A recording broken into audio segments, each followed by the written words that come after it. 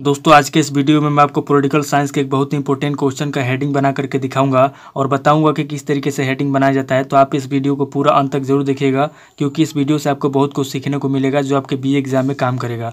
तो आइए देर न करते हुए वीडियो को शुरू करते हैं और प्रश्न का हेडिंग बना करके सीखते हैं। दोस्तों बीए एग्जाम में किसी भी क्वेश्चन का हेडिंग बनाने के लिए आपको क्या करना है कि सबसे पहले क्वेश्चन को पढ़ना है और पढ़ करके समझने की कोशिश करना है कि क्वेश्चन के अंदर क्या पूछा जा रहा है, क्योंकि जब तक आप क्वेश्चन को पढ़ेंगे नहीं, समझेंगे नहीं, तब तक न तो आप उस क्वेश्चन का हेडिंग बना पाएंगे और नहीं आप उस क्वेश्चन का आंसर लिख पाएंगे। तो सबसे पहले क्वेश्चन को पढ़ना है और समझना है। उसके बाद दूसरे स्टेप में क्या करना है कि क्वेश्चन को पढ़ना है और पढ़ करके देखना है कि क्वेश्चन के अंदर कौन कौन से पॉइंट दिया हुआ है जिसका इस्तेमाल करके आप हेडिंग बनाएंगे। जैसे दोस्तों यहाँ पे आपका क्वेश्चन दिया हुआ है कि संविधान सभा का निर्माण किस प्रकार हुआ, स्रोतों एवं भूमिका को समझाइए। अब दोस्तों आप इस क्वेश्चन का हेडिंग कैसे बनाएंगे, तो हेडिंग बनाने के लिए सबसे पहले आप क्या करेंगे, क्वेश्चन को पढ़ करके समझेंगे।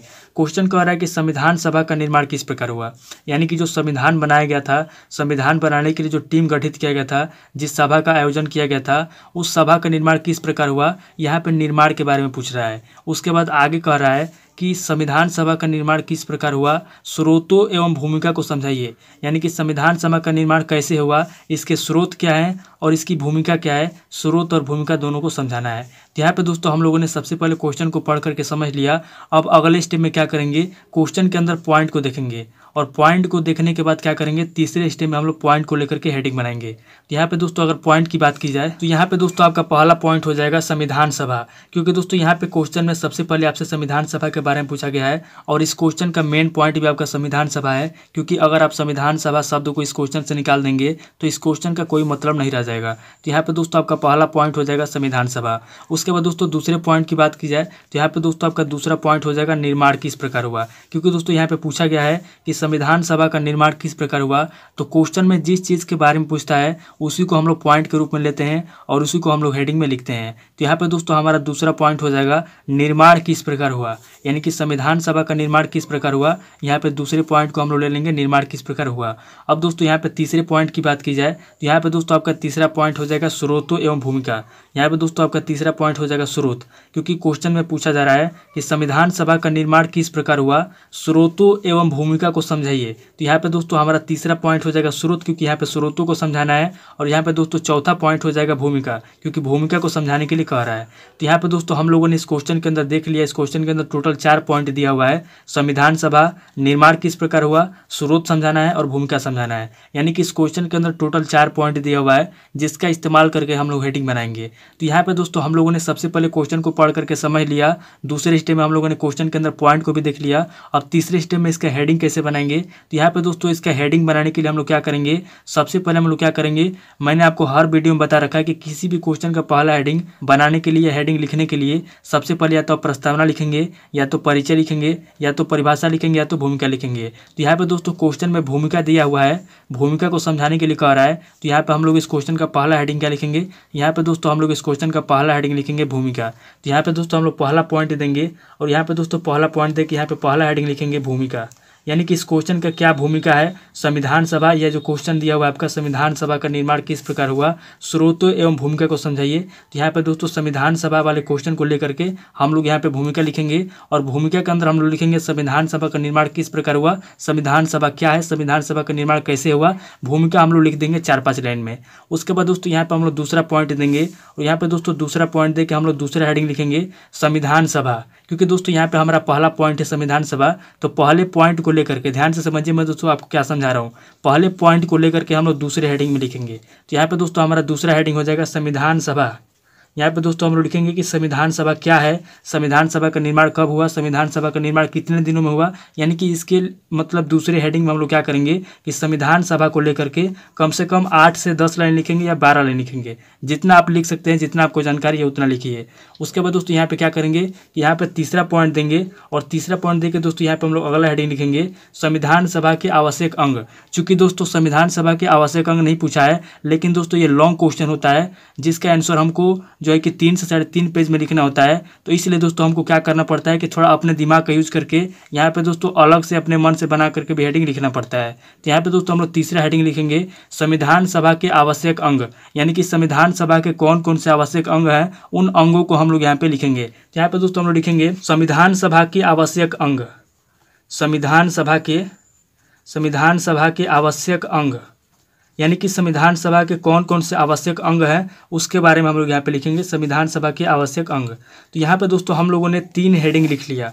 सबसे पहले हम लोगों ने इसका भूमिका लिखा संविधान सभा का, उसके बाद हम लोगों ने संविधान सभा के बारे में लिखा, और तीसरा हेडिंग हम लोगों ने लिखा संविधान सभा के आवश्यक अंग।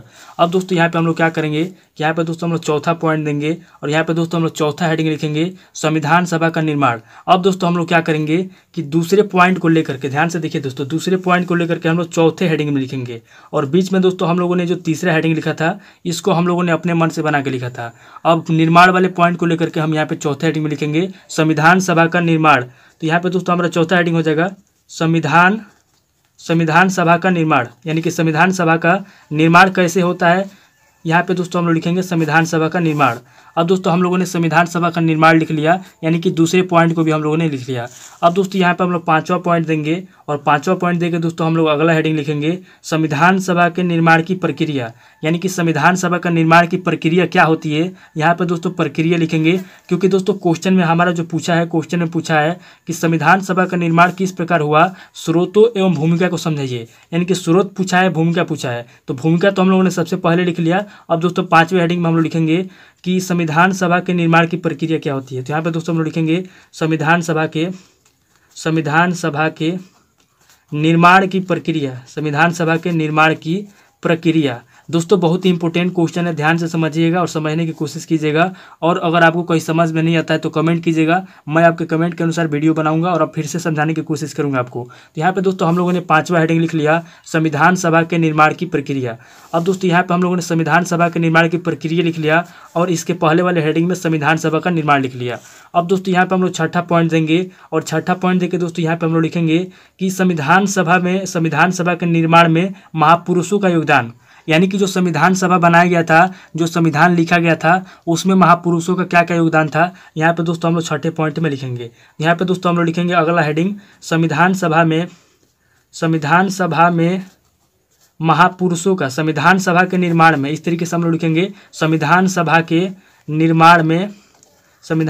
निर्माण में महापुरुषों का योगदान, यानी कि जो भी महापुरुष थे, पंडित जवाहरलाल नेहरू, लाल बहादुर शास्त्री, उसके बाद जो कि लौह पुरुष सरदार वल्लभ भाई पटेल, यानी कि जो भी आपके थे डॉक्टर राजेंद्र प्रसाद, उसके बाद भीमराव अम्बेडकर, जो भी हमारे महापुरुष थे उनके बारे में हम लोग लिखेंगे इस संविधान सभा के निर्माण में महापुरुषों का योगदान। तो यहाँ पे दोस्तों हमारा छठा हेडिंग हो जाएगा महापुरुषों का योगदान।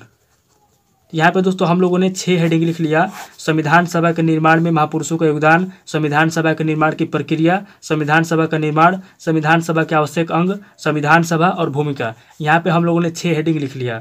अब दोस्तों आगे हम लोग क्या लिखेंगे, तो आगे दोस्तों हम लोग 7वां पॉइंट देंगे, और यहाँ पे दोस्तों हम लोग लिखेंगे संविधान सभा के स्रोत, या फिर इस तरीके से लिखेंगे संविधान सभा के निर्माण प्रक्रिया के स्रोत, या फिर संविधान सभा के निर्माण के स्रोत। यहाँ पे दोस्तों हम लोग लिखेंगे संविधान सभा के, 7वां हेडिंग लिखेंगे संविधान सभा के निर्माण के स्रोत, निर्माण के प्रमुख स्रोत, इस तरीके से लिखेंगे प्रमुख स्रोत बना करके हम लोग लिखेंगे संविधान सभा के निर्माण के प्रमुख स्रोत। तो यहाँ पे दोस्तों हम लोगों ने क्या किया कि 7 हेडिंग बना लिया।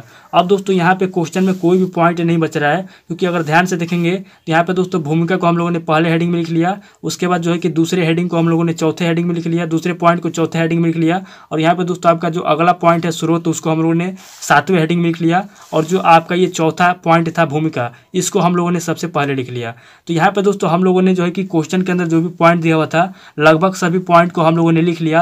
अब कोई भी पॉइंट नहीं बच रहा है, और यहाँ पे दोस्तों हम लोग का 7 हेडिंग हो गया है। तो हम लोग क्या करेंगे दोस्तों, यहाँ पे 8वां पॉइंट देंगे, और 8वां पॉइंट देके दोस्तों लास्ट में जब कोई भी पॉइंट नहीं बचेगा तो क्या करेंगे, लास्ट में हम लोग इस क्वेश्चन का निष्कर्ष लिख देंगे, और निष्कर्ष के अंदर हम लोग 3-4 लाइन लिख देंगे इस क्वेश्चन का क्या निष्कर्ष निकलता है। तो यहाँ पे दोस्तों हम लोग लास्ट में लिखेंगे निष्कर्ष, यानी कि इस क्वेश्चन का क्या निष्कर्ष निकलता है लास्ट में हम लोग लिख देंगे। तो यहाँ पे दोस्तों हम लोगों ने इस क्वेश्चन का हेडिंग कंप्लीट कर लिया है, हमारा हेडिंग कंप्लीट हो गया है। तो इस तरीके से दोस्तों आपको क्या करना है कि सबसे पहले क्वेश्चन को पढ़ करके समझ लेना है। देखिए क्वेश्चन को पढ़ करके समझना बहुत जरूरी होता है। बहुत सारे लोग क्या करते हैं कि क्वेश्चन को पढ़ते नहीं अच्छे तरीके से। दोस्तों आपका जो भी हेडिंग बनता है, जो भी पॉइंट बनता है, आपके क्वेश्चन से बनता है, बाहर से नहीं बनता है। बाहर से थोड़ा बहुत आप अगर दिमाग लगाएंगे तो बना लेंगे, लेकिन आपका अधिकतर जो हेडिंग होता है क्वेश्चन में होता है। जैसे दोस्तों यहाँ पे आप ध्यान से देखिएगा तो आपका जो संविधान सभा दिया हुआ था, तो हम लोगों ने संविधान सभा को दूसरे हेडिंग में लिख लिया, भूमिका को हम लोगों ने पहले हेडिंग में लिख लिया, उसके बाद निर्माण किस प्रकार हुआ इसको दोस्तों हम लोगों ने लिखा 5वें हेडिंग में, उसके बाद दोस्तों हम लोगों ने स्रोत को लिखा 7वें हेडिंग में, और लास्ट में हम लोगों ने निष्कर्ष लिख लिया। तो हमारा हेडिंग कंप्लीट हो गया। तो दोस्तों आज इस वीडियो को मैं यहीं पे स्किप करता हूँ और मिलता हूँ आपसे नेक्स्ट वीडियो में। अगर आपको वीडियो अच्छा लगा तो वीडियो को लाइक कीजिए, शेयर कीजिए और कमेंट करके बताइए कि आपको नेक्स्ट वीडियो किस टॉपिक के ऊपर चाहिए। थैंक यू दोस्तों।